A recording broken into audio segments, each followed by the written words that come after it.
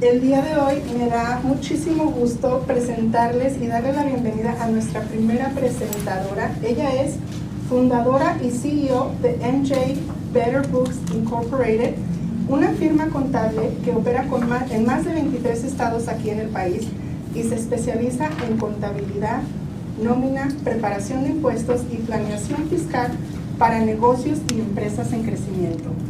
Ella es creadora de la plataforma educativa Y Tú También Puedes y conductora del podcast El Cafetaxo, donde comparte información práctica y educación financiera con la misión de empoderar a emprendedores y dueños de negocio, ayudándolos a transformar su esfuerzo en crecimiento, estructura y tranquilidad financiera. Démosle una gran bienvenida a la empresaria Miriam Janet Núñez. Gracias. Gracias, Adriana, por esa bonita presentación. Muchas gracias a todos por estar aquí esta mañana. Yo sé que hoy es día de descanso para muchos y pues hicieron el esfuerzo de estar aquí, así que esperamos que puedan beneficiarse de la información que tanto una servidora como otras profesionales van a estar compartiendo con ustedes. Como ya se mencionó, hay café disponible, desayuno, así que si no desayunaron, pues están bienvenidos a pasar a esa sección. Muy bien. Como muchos de ustedes saben, en la comunidad hispana existe mucha falta de información. Aquí en este país existen millones de personas que son muy trabajadoras, que vinieron a este país a trabajar y a construir un futuro. Sin embargo, muchas veces, por falta de información, terminan cometiendo errores que les roban la tranquilidad y también su dinero, ya que terminan sobrepagando los impuestos y básicamente regalando su dinero al gobierno. Entonces, el día de hoy preparé esta presentación para ustedes. Como ya se mencionó, mi nombre es Miriam Janet Núñez y soy fundadora de MJ Better Books. Y bueno, para que nosotros logremos tener éxito en este país, si nosotros queremos establecer un negocio, es importante que entendamos cómo funciona cada una de las entidades comerciales legalmente, comprender cuáles son las diferencias fiscales y una vez que nosotros logramos establecer un negocio que nos deja dinero, que es lucrativo, es muy importante que busquemos asesoría profesional. Entonces, hablemos acerca de lo que vienen siendo las diferencias legales. En este país, a diferencia de otros países, es relativamente fácil comenzar un negocio propio. En muchos de los estados simplemente uno va y empieza a tocar puertas y empieza a ofrecer sus servicios y ya estás emprendiendo un negocio. Al final del año declaras tus ingresos y tus gastos y ya pues tú eres dueño de tu propio emprendimiento. Como ya comenté, en muchos estados ni siquiera es necesario que te registres en el estado, simplemente declaras tus ingresos. Entonces, en este respecto, muchas personas pagan impuestos como lo que viene siendo un sole proprietor o como un dueño único de negocio, que en este caso es una persona que a veces puede elegir registrarse o simplemente él solamente declara sus ingresos como una persona natural. También existen algunas otras personas que trabajan para empresas grandes y en este caso al final del año les dan una forma 1099. Y luego está lo que viene siendo el DBA, Trade Name o Fictitious Name, que son algunas estructuras comerciales, digamos, sencillas, donde nosotros podemos registrar un nombre para emprender un negocio en los Estados Unidos. También existe lo que viene siendo un General Partnership, y yo creo que esto es algo que muchas personas de la comunidad hispana desconocen. Técnicamente, aquí en Estados Unidos uno puede formar un partnership simplemente con un acuerdo de manos. Uno se asocia con su amigo, su compadre, su hermano, hacen un acuerdo de manos, sacan un número federal de empleador y automáticamente el gobierno los considera como una General Partnership. Ahora, legalmente, cuando nosotros hacemos negocios de esta manera o emprendemos un negocio de esta manera, número uno, no estamos protegiendo nuestra propiedad personal. ¿Por qué? Bueno, porque en lo que tiene que ver con el gobierno nos considera a nosotros, la persona natural, como responsables de lo que sucede durante esas transacciones comerciales. Entonces, si algo llegara a suceder y llegáramos nosotros a ser demandados, nosotros personalmente tenemos que responder por esa demanda. Y si nosotros tenemos dinero en el banco, propiedades, vehículos, artículos de valor, todo eso lo estaríamos poniendo en riesgo. Otra de las desventajas que tiene hacer negocios de esta manera es que no tenemos flexibilidad fiscal. Y ahorita más adelante voy a estar hablando un poco acerca de lo que es la flexibilidad fiscal, o un poco más en detalle. Pero básicamente en Estados Unidos existen ciertas estructuras comerciales que nos permiten escoger cómo vamos a pagar nuestros impuestos. Y el tipo de elección fiscal que nosotros escojamos va a tener implicaciones en, número 1, cómo nos vamos a pagar nosotros como dueños de negocio, y número 2, cuáles son los impuestos que vamos a pagar en este país. Y hay diferentes maneras de utilizar estas elecciones fiscales para que ustedes puedan ahorrar dinero en impuestos. Sin embargo, cuando nosotros hacemos impuestos, cuando nosotros ejercemos o empezamos un negocio y lo hacemos de estas maneras, no tenemos esa flexibilidad fiscal. Básicamente, así como hiciste el emprendimiento, así es como vas a pagar impuestos. En lo que tiene que ver con esas estructuras, debido a que legalmente nosotros, la persona natural, somos el negocio, el gobierno no nos exige que tengamos una cuenta de banco separada. Entonces, si ustedes o si las personas o los emprendedores quieren utilizar su cuenta personal para su emprendimiento, no hay nada incorrecto en hacerlo, ya que, como ya mencioné, el gobierno los considera como personas naturales. Gracias. Ahora, hablemos acerca de una estructura que durante los últimos años ha adquirido mucha popularidad, que es lo que viene siendo una LLC o una Limited Liability Company. Una LLC o una Limited Liability Company es una estructura comercial donde el Estado, donde fue creada la empresa, nos da esa responsabilidad de esa Limited Liability Protection o esa responsabilidad limitada. ¿Qué significa esto? Bueno, básicamente eso significa que el Estado nos permite separarnos como persona natural de las transacciones comerciales del negocio. Entonces, si algo pasa en el negocio es el que tiene que responder, no yo como persona natural, ¿sí? Una LLC puede ser formada por una sola persona o puede ser formada por varias personas. En algunos estados se les conoce como un multi-member LLC. Ahora, ¿cuáles son algunas de las ventajas de hacer negocios con una LLC? Bueno, número 1, que tenemos una doble protección. En este caso, como ya comenté, si algo pasa en el negocio es el que tiene que responder, y si yo trato a mi empresa de acuerdo a los estatutos que el Estado establece, entonces en este caso yo como persona natural permanezco protegido. De la misma manera, si vamos a decir que yo me fui al baile el fin de semana y pues se me atravesó un borracho por ahí, tuve un accidente y de repente me quieren demandar porque ya se dieron cuenta que tengo una compañía. Bueno, ahí también existe la doble protección. Debido a que yo como persona natural fui la que tuve el accidente, entonces es conmigo con el que en este caso los abogados tendrían que arreglar el asunto o el litigio. Entonces, por eso vemos que cuando tenemos una LLC podemos obtener esa doble protección. Muchas gracias. Ahora, una LLC tiene flexibilidad fiscal. ¿Qué significa esto? Bueno, significa que la LLC puede escoger cómo va a pagar sus impuestos, y esto es algo que muchas personas desconocen. Las personas piensan que automáticamente por hacer ese LLC ya van a ahorrar dinero en impuestos, y esto es una mentira. Y ahorita más adelante vamos a hablar acerca de eso.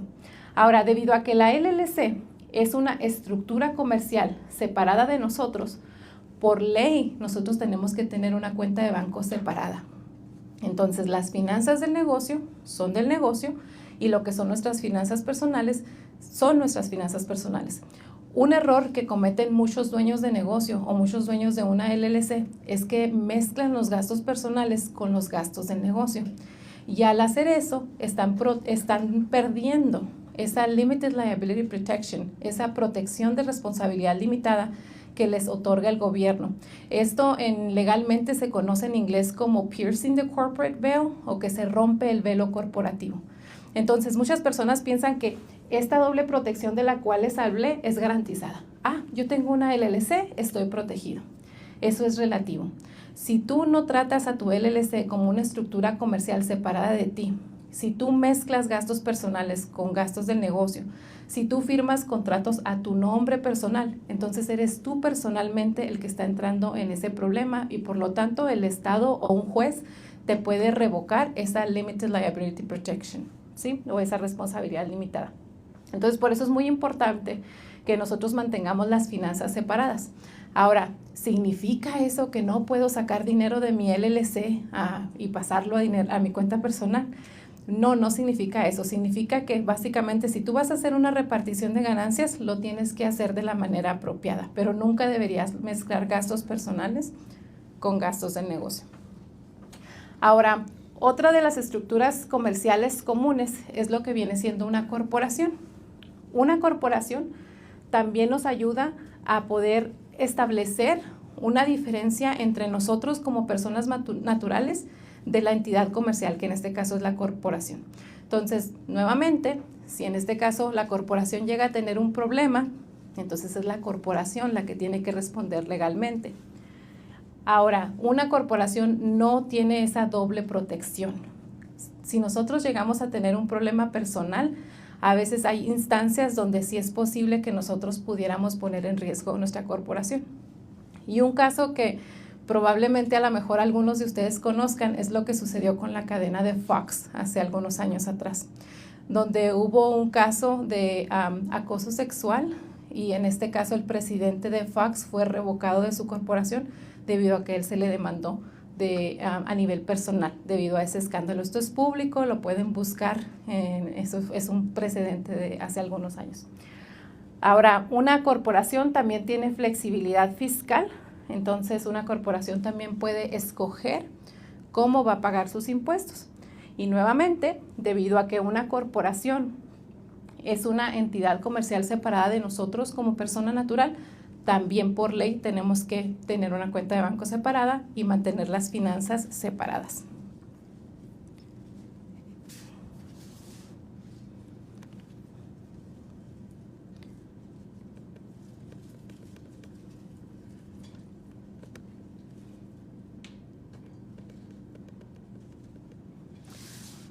Ahora hablemos un poquito acerca de las diferencias fiscales y voy a tratar de concentrarme en lo que viene siendo una LLC y una corporación, que son las entidades comerciales que nos permiten tener una flexibilidad fiscal.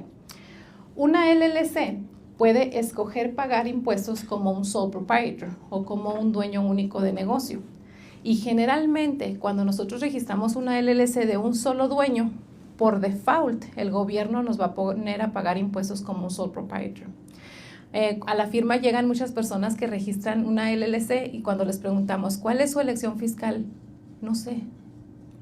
¿Y cómo puedo ver eso? Bueno, la persona que le registró su negocio es la persona que sabe cómo fue que se formó y cuál es la elección fiscal que debería de tener su empresa. Ahora, una LLC también puede escoger pagar impuestos como una partnership. Y nuevamente, cuando nosotros registramos una LLC con dos dueños, donde no estamos en un community property state, por default, generalmente el gobierno nos va a poner a pagar impuestos como una partnership. Ahora, ¿por qué quise hacer hincapié acerca de un community property state? Bueno, porque en Estados Unidos existen algunos estados, como Texas, que se considera un community property state. Entonces, si en Texas se forma una LLC de dos personas, y en este caso los dos dueños son marido y mujer, ellos pueden escoger pagar impuestos como un sole proprietor. Entonces, sí, hay excepciones. Nuevamente, por eso en lo que tiene que ver con los impuestos y lo que son entidades comerciales y leyes, siempre hay excepciones. Entonces, generalmente, cuando una LLC es de dos dueños o más, si no hacemos una elección fiscal, entonces por default, generalmente, estamos pagando impuestos como una partnership. Ahora, una LLC también puede pagar impuestos como una S-Corp o una corporación S o una corporación pequeña. Para poder hacer eso, se tiene que llenar un formulario adicional, que es el formulario 2553. Y ese formulario se tiene que llenar en los primeros 75 días de haber formado la empresa o en los primeros 75 días del año fiscal. Ahora, ojo, porque a veces muchas personas, porque oyeron que en TikTok alguien dijo que todos deben de ser S-Corp, se aventuran a hacer esa elección fiscal sin saber qué es lo que es más beneficioso para el dueño de la empresa. Y desafortunadamente, una vez que nosotros hacemos una elección fiscal, nosotros tenemos que esperar 5 años para revocarla. Entonces, aquí hay que tener mucha cautela porque o sea, es como los zapatos o como las camionetas. Depende para qué lo vamos a usar, o sea, cuál es el propósito, cuánto dinero vamos a generar, va a depender la elección fiscal que va a ser mejor para nosotros. Ahora, una LLC también puede pagar impuestos como una corporación C, ¿sí? Ahora, en el caso de una corporación, hablamos de que la corporación también tiene flexibilidad fiscal. Una corporación puede pagar impuestos como una S Corp y una corporación también puede pagar impuestos como una C Corp. Ahora voy a hacer una pregunta aquí. ¿Notaron cuál es la diferencia o cuántas elecciones fiscales puede hacer una LLC? Por lo menos 4, ¿verdad? ¿Y cuántas puede hacer una corporación? 2. Entonces, le pide a nivel fiscal, fiscalmente hablando, ¿le pide algo la corporación a la LLC? No. Si se fijan, una LLC también puede pagar impuestos de la misma manera que paga impuestos una corporación. Entonces, nuevamente, nos vamos a toda la desinformación que está afuera. No es que una corporación es mejor o es que una LLC es mejor. No, todo va a depender de las necesidades del dueño, las ganancias que vamos a generar y nuestras metas. Ahora, el hablar acerca de una corporación, digamos, es un poco complejo, pero digamos que una de las mayores diferencias que tiene una corporación versus una LLC es que la corporación puede expedir acciones. ¿Qué significa esto? Bueno, básicamente significa que yo puedo decidir que voy a formar mi corporación con 10,000 acciones. Y esas 10,000 acciones, si yo quiero, puedo venderlas a inversionistas a cambio de una ganancia. En el caso de una LLC no expide acciones. Si yo quiero invitar a otros inversionistas a mi LLC, es como un pastel. Yo les tengo que dar una parte de ese pastel, no hay acciones. Entonces, digamos que esa es una de las diferencias principales en lo que tiene que ver con la corporación y la LLC. A veces me preguntan, ¿y usted qué piensa que es mejor? Bueno, depende de sus metas, qué tipo de negocio va a formar. Si usted tiene una idea de formar un negocio y llevarlo a nivel nacional, y es una idea que a lo mejor usted necesita millones de dólares para llevarla a cabo, a lo mejor su vehículo mejor va a ser una corporación. Pero si en este caso ustedes solamente están buscando establecer un negocio para ustedes, para su familia, que en el futuro a lo mejor puedan dejárselo a sus hijos o venderlo, muchas veces el mejor vehículo es una LLC, ¿sí? Ahora, en Estados Unidos se generan diferentes tipos de ingresos. Existe el ingreso activo y existe el ingreso pasivo. El ingreso activo es el ingreso que nosotros generamos cuando nosotros proporcionamos un servicio o vendemos algún producto. El ingreso pasivo es, por ejemplo, cuando nosotros empezamos compramos una propiedad y la rentamos. Ese tipo de ingreso se considera un ingreso pasivo, ¿sí? Entonces, digamos que cada una de estas elecciones fiscales de las que hablamos aquí es como un embudo, ¿sí? Entonces, dependiendo del ingreso que vamos a pasar a través de ese embudo, nuevamente vamos a terminar, primero, cómo se tiene que pagar el dueño y 2, cuáles son los impuestos que se van a pagar. En el caso del ingreso activo, el ingreso activo va a estar sujeto a income tax y self-employment tax. Ahora, ¿cuánto es eso? Bueno, generalmente el income tax puede ser del 0 al 37%. Entre más dinero ganemos, pues más va a ser el porcentaje, ¿verdad? O más arriba va a estar el porcentaje. El self-employment tax es una tarifa fija, que es el 15.3%. Entonces, cuando nosotros generamos un ingreso activo, va a estar sujeto a income tax y mi porcentaje de impuestos va a depender de la cantidad de ganancias netas que yo genere y el self-employment tax, que es el 15.3%. En el caso del ingreso pasivo, que es el ingreso que nosotros generamos cuando nosotros ponemos a rentar una propiedad, en este caso ese ingreso únicamente paga income tax, ¿sí? Ahora, cuando nosotros escogemos una elección fiscal como una S Corp o una C Corp, el gobierno quiere que nosotros nos pongamos en un payroll, ¿sí?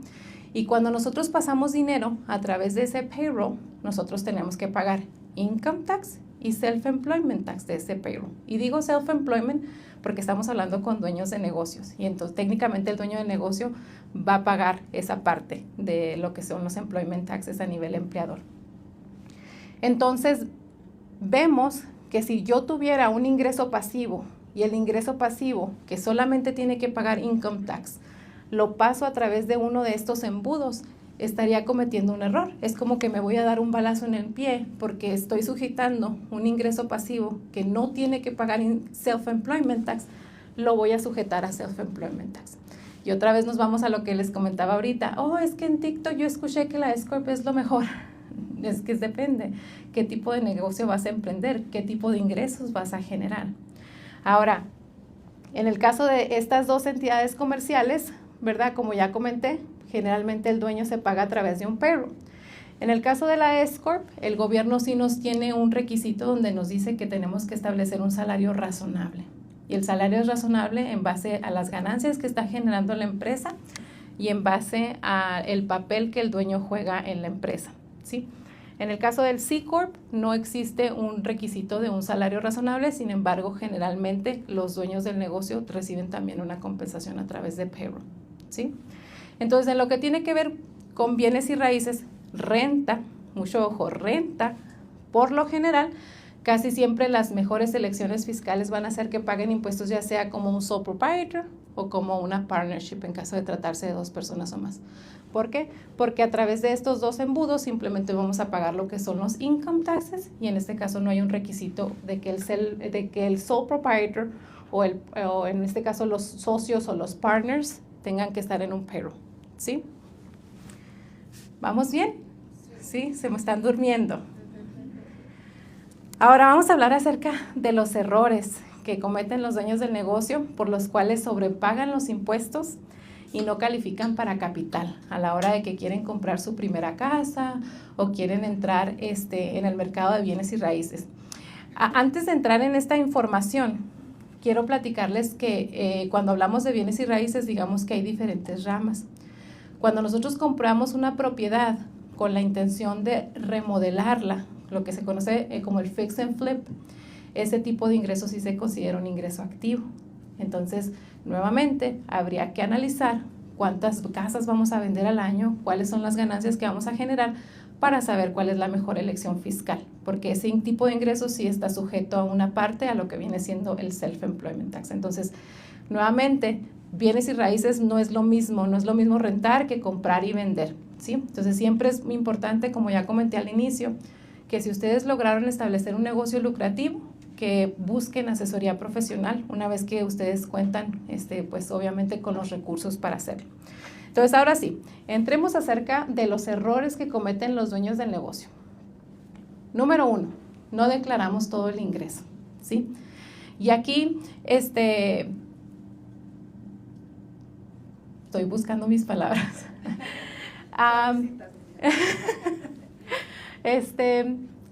Digamos que si ustedes tienen la intención de establecer un negocio, ¿verdad? Y realmente que ese negocio en algún futuro ustedes puedan despegarse y tener un manager y ustedes simplemente supervisar, o sea, establecer un negocio. El estar haciendo cuentas, como diría mi mamá, cuentas mochas, esto sí y esto no, difícilmente nos va a ayudar a posicionar nuestro negocio, ¿sí? Entonces, muchos dueños de negocio no declaran todos los ingresos y dicen, es que el cash no lo tienes que declarar. Tú nada más mete todos los cheques y el cash no lo declares. ¿Y qué es lo que está pasando? Bueno, que están en todo el año con dolores de cabeza, porque esto sí, esto no, y luego ahora tengo que ponerle a la cuenta de banco porque ahora tengo que pagar los materiales, pero ahí no hay dinero para los materiales porque todo lo de que me dieron, me lo dieron en cash y todo lo tengo acá, ¿y cómo le hago? Entonces, es una revoltura y al último, nuevamente, terminan sobrepagando los impuestos y luego de repente el dueño o el contratista con el que ustedes estaban trabajando y que les estaba dando el cash, sorpresa que les manda la forma 1099. Entonces, yo siempre les digo, Miren, es mejor hacer las cosas bien. Existen muchas maneras en las que nosotros podemos ahorrar dinero en impuestos y dormir tranquilos, sin estar nosotros quebrándonos la cabeza al final del año o estar haciendo las cosas escondidas. Y nuevamente, cuando nosotros declaramos todos los ingresos, en realidad nos podemos dar cuenta si el negocio realmente está generando dinero. Porque si no está generando dinero, ¿qué tengo que hacer? Subir los precios, hacer publicidad, cuidar mi costo de producción, o sea, pero si yo no sé, porque esto sí, esto no, y ahora le tengo que meter a la cuenta, entonces difícilmente me voy a poder dar cuenta. Entonces muchas personas creen que ahorran dinero cuando no lo reportan, cuando muchas veces es lo contrario. En realidad pagan menos hoy, pero pierden préstamos mañana. Entonces, en este país, la economía funciona diferente. Si nosotros no tenemos ingresos comprobables, entonces no hay crédito. Entonces el resultado es, el banco no confía en números incompletos, ¿sí? Número 2, no llevar una contabilidad real actualizada, ¿verdad? Ya ahorita hablé brevemente acerca de eso, pero no sabemos cuánto ganamos realmente, porque, fíjense, les voy a platicar una anécdota. ¿Sí tengo tiempo? Sí, ok. Hace algunos años, yo creo, ¿verdad, Caro? Tuve una asesoría con una persona que tenía un negocio de comida en Texas. Entonces ella me dice, es que yo quiero que tú me digas cómo va a ser la mejor manera en la que yo pueda ahorrar dinero en impuestos. Yo tengo un DBA, ok, ¿cuánto es lo que genera? Bueno, pues como lo que puse el año pasado fueron como $300,000. Ah, bueno, mire, si es un negocio de comida y usted está generando $300,000, generalmente sí le va a convenir transferirse de un DBA a una LLC, porque la LLC le va a dar la flexibilidad fiscal y usted puede pagar impuestos como escrow. Ah, no, es que no generé 300, o sea, eso fue lo que puse, pero en realidad generé 600. Y yo, ok, si generó 600, nuevamente, sí le conviene hacerse LLC por la flexibilidad fiscal. Ah, no, es que no son 600, es como 1,000,000. Entonces, es muy difícil que nosotros podamos proveer la asesoría cuando no somos claros o cuando no, pues sí, cuando no somos claros. Yo no tengo una bolita mágica, no soy adivina, ¿verdad? Pero bueno, el punto es de que eso sucedió. Entonces, muchos negocios así se manejan en este país, no saben cuánto es lo que ganan realmente, porque una cosa es lo que dice la declaración de impuestos y otra cosa es lo que realmente están generando. Mezclan ingresos con gastos, ya hablamos ahorita acerca de eso. Muchas personas tienen mucha falta de organización y están pagando gastos del negocio con la cuenta personal, o de repente tienen dinero debajo del colchón y sacan ese dinero debajo del colchón y van y ponen gastos de la compañía y esos gastos no lo declaran, y de repente el general contractor les mandó la 1099 y ahora ese dinero que estaba del colchón sí lo tenía que haber declarado, porque ya me mandaron la forma 1099 y sí tuve gastos, pero no tengo manera de comprobarlos porque no guardé los comprobantes porque pensé que no me iba a mandar la forma 1099. Entonces vemos ahí que eso no es una contabilidad real. Dice aquí, trabajan al tanteo, ¿verdad? No, yo pienso que este mes sí me fue bien. Pude pagar la renta y los biles. Y a lo mejor tienen tiempo viviendo solamente de sus ahorros.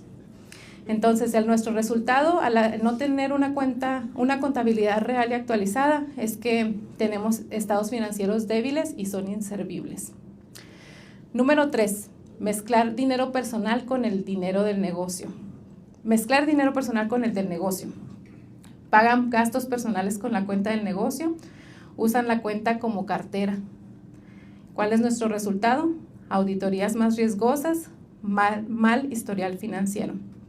Entonces, y esto también es uno de los errores que cometen muchas personas, que nuevamente, como tienen cuentas muchas, aquí están los cheques en la cuenta del banco y acá tengo todo el cash que me han pagado. Y de repente, en la cuenta ya no hay para pagarle los materiales. Déjale, voy y le pongo aquí. Y no saben ya si era realmente dinero de un ingreso o era dinero de ustedes que tenían ahí ahorrado, o sea, no hay un control. Número 4, no se guardan los comprobantes. Aquí quiero hacer mucho hincapié porque nuevamente existe mucha desinformación. La tecnología es muy buena, sin embargo el IRS todavía necesita ver los recibos. El hecho de que ustedes puedan producir un estado financiero digital ese estado financiero digital no es una prueba suficiente de que ustedes incurrieron en un gasto del negocio, ¿sí? Y les voy a poner un ejemplo muy sencillo. Si ustedes van a Home Depot, en Home Depot yo estoy segura que todos los que trabajan en construcción pueden comprar escaleras, pintura, herramientas, son gastos que se usan en la construcción. Pero es verdad que en Home Depot también podemos comprarnos una estufa, un refrigerador. Entonces, si yo le enseño al auditor un estado de cuenta donde dice, mira, ahí dice que yo gasté en Home Depot $5,000, eso es un gasto del negocio. El auditor va a querer ver mi recibo. Yo quiero ver que realmente es un gasto del negocio. Enséñamelo. Entonces, es importante que guarden los comprobantes. Ahora ya sé lo que muchos están pensando. Oye, pero es que se borran. De aquí a 2, 3 años ya se borraron. Bueno, pues gracias a la tecnología nosotros podemos hacer una copia del recibo, podemos nosotros tomarle una foto o podemos nosotros comprarnos un escáner y escanear nuestros recibos, ¿sí? Entonces es muy importante que guardemos los recibos. Luego lo busco, se me perdió, no importa. Resultado, gastos no comprobados, impuestos más altos, ¿sí? Número 5, no planear impuestos. Yo creo que como comunidad, esto es algo que siempre hay un campo para mejorar.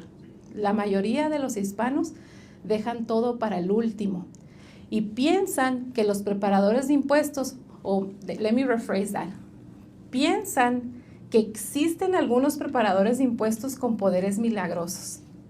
Esto es falso. Falso. No existe, o sea, a veces, por ejemplo, muchas personas van y me buscan porque piensan que yo puedo hacer un milagro. No puedo hacer milagros. Si ya se cerró el año fiscal y ustedes me traen su contabilidad, el resultado que yo voy a obtener va a ser el mismo resultado que va a obtener cualquier otro preparador que trabaja de manera ética y responsable. Porque vamos a ser claros, estamos en confianza. Sabemos que en este país existe falta de ética. Tanto falta de ética... Tanto falta de ética de los dueños del negocio, póngale más, pues ahí usted póngale más millas. Pero también existe falta de ética del profesional, del preparador de impuestos donde dice, ¿cuánto quieres que te regrese? Ay, ¿y no tienes sobrinos allá en México que tengan seguros? No, pues vamos a ponerlos aquí, al cabo no se van a dar cuenta, ¿sí? Entonces hay un problema de falta de ética, por eso quise hacer hincapié de que si tú me traes a mí tus números, mi resultado va a ser el mismo resultado que el de otro preparador que trabaja con ética y responsabilidad. Entonces, la planeación se hace durante el año fiscal, no se hace al momento de preparar los impuestos. El preparador de impuestos, amigos, lo único que está haciendo es ingresar números en un formulario. Eso es todo lo que está haciendo el preparador, ¿sí? Entonces, es un error de que solo vayan con el preparador en abril o vayan y busquen un contador en abril, porque desafortunadamente ya pasó el año fiscal, ya es poco lo que se puede hacer. No se hace una estrategia anual. ¿Cuál es nuestro resultado? Pagan lo que salga y no lo que realmente deberían. Número 6, no estructurar bien su empresa. Y aquí es por eso que es importante que nosotros hagamos movimientos antes de que se acabe el año, antes del 31 de diciembre. ¿Por qué? Porque si vamos a decir que yo empecé un food truck, ¿verdad? Y de repente a lo mejor yo nada más estaba generando $30, $40,000, pero de repente despegó. A la firma llegan food trucks que generan $200, $300,000 al año. Entonces, cuando vemos esos números subir de esa manera, bueno, ya no nos conviene ser un DBA, hay mucho riesgo, vamos a formalizar la empresa, vamos a pedir una elección fiscal que le beneficie a la empresa para que de esta manera la empresa, el dueño del negocio pueda ahorrar dinero en impuestos. Entonces, desafortunadamente, muchas personas no estructuran bien su empresa y terminan sobrepagando sus impuestos. No tienen idea de cuántos negocios yo he visto que generan millones de dólares y llegan a la empresa y estaban formados como un sole proprietor, sin necesidad de serlo.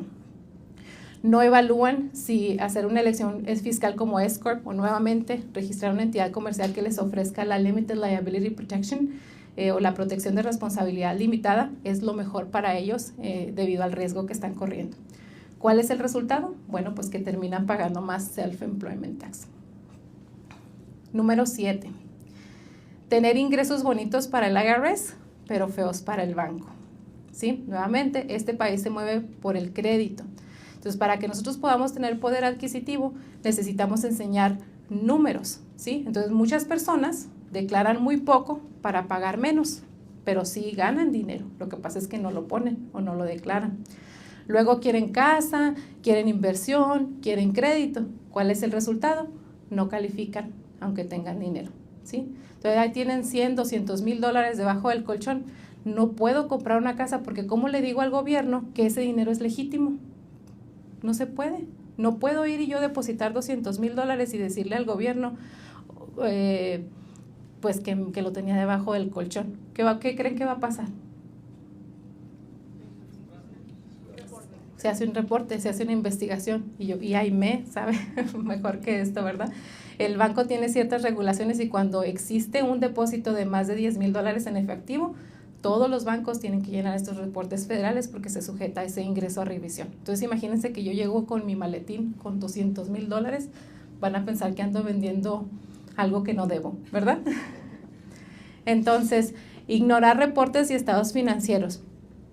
Aquí también hay un amplio margen para conversación.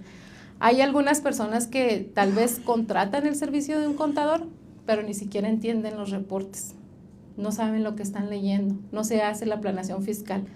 Piensan que en este caso, pues como, no, pues es que yo sí te pago un contador, entonces voy a ahorrar dinero en impuestos. Entonces no es lo mismo tener un contador que nos produzca un estado financiero que realizar una planeación fiscal.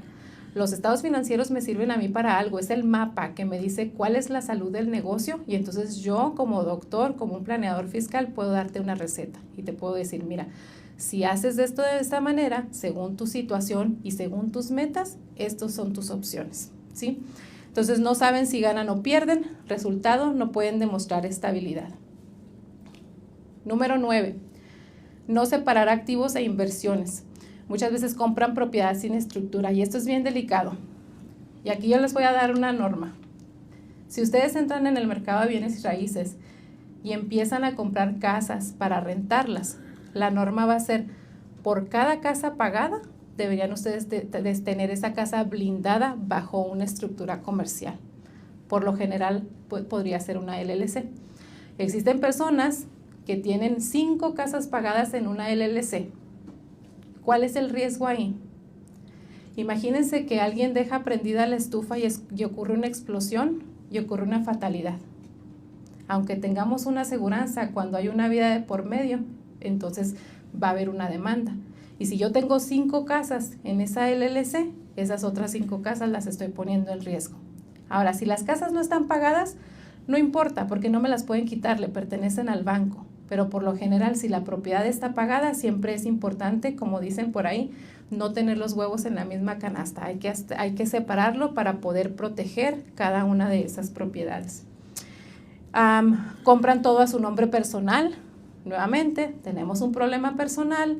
Me chocaron, me fui al baile, andaba muy agüitado, tomé de más, tuve un accidente. ¿Y qué pasa? Pues todo lo que yo tenía a nombre personal está bajo riesgo. ¿Cuál es nuestro resultado cuando nosotros no separamos o no blindamos nuestros activos o nuestras inversiones? Corremos un mayor riesgo legal, tenemos problemas fiscales y tenemos menos protección. Número 10, no asesorarse con profesionales. Y aquí también es muy importante. No todo lo que ustedes ven en redes sociales muchas veces es real. A veces existen personas que tienen habilidades de ser buenos comunicadores, pero carecen de conocimiento. Entonces, mi amigo me dijo, en TikTok vi, resultado, errores claros.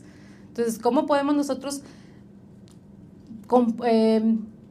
saber si la asesoría que nos están dando a nosotros es la asesoría correcta? Bueno, pues comparando, ¿verdad? Si yo voy con 3 abogados y 2 me dicen lo mismo, entonces, ¿cuál? Vemos ahí un común denominador, ¿verdad? Eso me deja a mí saber que lo que me estaban diciendo es correcto, ¿sí? Ahora, hablemos acerca de los beneficios. Tener finanzas en orden para invertir en bienes raíces, número 1, generas ingresos pasivos. Y ya hablamos que la ventaja de generar un ingreso pasivo es que el ingreso pasivo únicamente paga income tax. Entonces, generas dinero cada mes sin depender solamente de tu trabajo. Por eso es pasivo, porque no tienes que hacer relativamente nada, ¿verdad? Y las rentas se convierten en estabilidad financiera y tu propiedad trabaja para ti.